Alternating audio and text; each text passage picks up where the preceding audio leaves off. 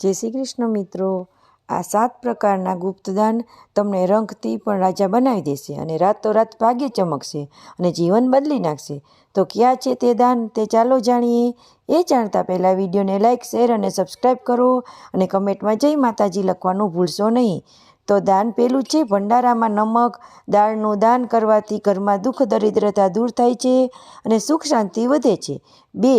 મંદિરમાં બાંધકામ માટે ઈંટ કે સિમેન્ટનું દાન કરવાથી અટવાયેલા કામ પૂરા થાય છે, નવા રસ્તા ખુલે છે અને આવક વધે છે। નંબર 3. મંગળવારે હનુમાનજીને માચીસ દિવેટનું દાન કરવાથી દુર્ભાગ્ય દૂર થાય છે, શક્તિ અને આત્મવિશ્વાસ વધે છે। નંબર 4.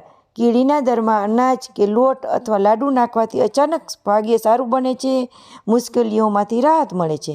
નંબર 5.